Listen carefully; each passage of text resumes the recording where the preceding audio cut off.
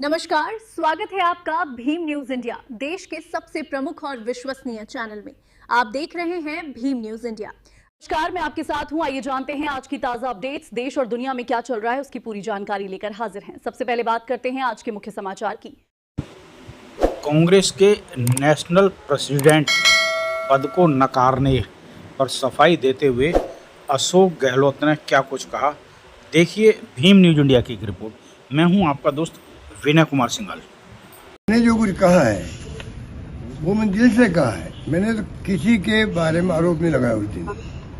मैंने उस दिन जो कुछ कहा है आप देखेंगे अगर वर्बेटम पढ़ करके, तो मेरे आरोप किसी पे नहीं थे। जो जो घटनाएं होती गई एक बार मैं देश के सामने रखना चाहता था,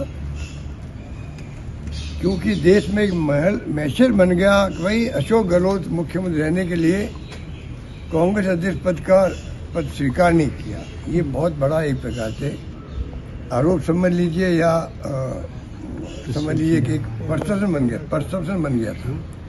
और मैं जहाँ कहीं गया हिंदुस्तान के अंदर, मेरे जितने मिलने वाले भी थे, मेरे दोस्त लोग भी थे, पॉलिटिकल कार्यकर्ता भी थे, सबके दिल में ये बात थी कि मुख्यमंत्री बन के रहना चाहता था, इसलिए वो रिवोल्ट हो गया।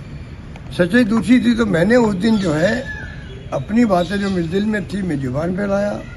अपील मैंने सब नेताओं से करी। उसमें सचिन पायलट जी भी थे, सीपी जोशी जी भी थे, भवन जितेंद्र जी थे, और पीजी प्रेसिडेंट हो, चाहे वो आपके दूली साहब हो, चंद्रपाल जी हो या कल्ला साहब हो, जो भी नेता रहे, पीसी प्रेसिडेंट रहे हैं, नेता प्रतिपक्ष रहे हैं, उन सबसे मैंने अपील की कि वक्त आ गया, हम अगर हम युवाओं को अपील करेंगे आप सब आगे आकर के देश की डेमोक्रेसी को बचाओ, तो हम तो जो पदों पे बैठे हुए हैं, सीनियर लोग हैं, उनके ऊपर बड़ी जिम्मेदारी है बचाने की, कांग्रेस पार्टी को मजबूत करने की भी और संघर्ष करने की इन फासिस्टी ताकतों से जिनका कोई यकीन नहीं है डेमोक्रेसी के अंदर, डेमोक्रेसी को ये हत्यारे हैं, उनकी लड़ाई में हम सब मिलकर करें। ये भी मैंने उस दिन कहा था।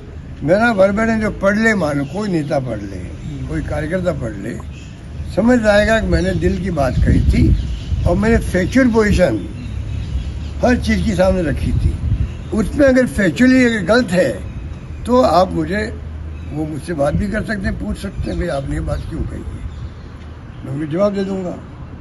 तो बाकी मैंने सिर्फ फैक्चुअल पोजीशन जो मेरे दिमाग में है वो मैंने सिर्फ रखी है, मीडिया के माध्यम से पूरे देश के सामने रखी है कि कोई ऐसा नहीं है कोई पद, मैंने उस दिन भी कहा था, वो इतना महत्वपूर्ण पद था, वो कौन छोड़ता उसको, बताइए, जिंदगी के अंदर। जहाँ मैंने कहा महात्मा गांधी भी, पंडित नेहरू भी, मोतीलाल वोरा भी, मोतीलाल नेहरू भी, सरदार पटेल से लगा के फिर तो लंबी लिस्ट, इंदिरा गांधी भी, राजीव गांधी भी थे, नरसिम्हा जी बने, बाद में आपकी सोनिया जी बने, केसी जी बने, राहुल गांधी बने, तो लंबी लिस्ट है कांग्रेस की। तो जो लोग इतने महान लोग बन चुके थे, और मुझे अगर मान लो पार्टी के अंदर माहौल बन गया मेरे बारे में कि भाई ये नाम जो आया उभर के, ये नाम बिल्कुल कहना चाहिए स्वीकार्य हमें। एक प्रकार से देश की मैं दावे के साथ कह सकता हूँ, उस वक्त में पूरे मुल्क के अंदर रैंक एंड फाइल जो कहलाती है कार्यकर्ता, उस रैंक एंड फाइल में ये स्वीकार हो गया था कि नाम जो बढ़ चल के आया है या आया है चल करके AICC में जो चर्चा हुई है नाम, और मैं खड़ा हो रहा हूँ उसके अध्यक्ष के लिए, तो उन्होंने वेलकम किया। ये रिपोर्ट पूरे देश की थी। उस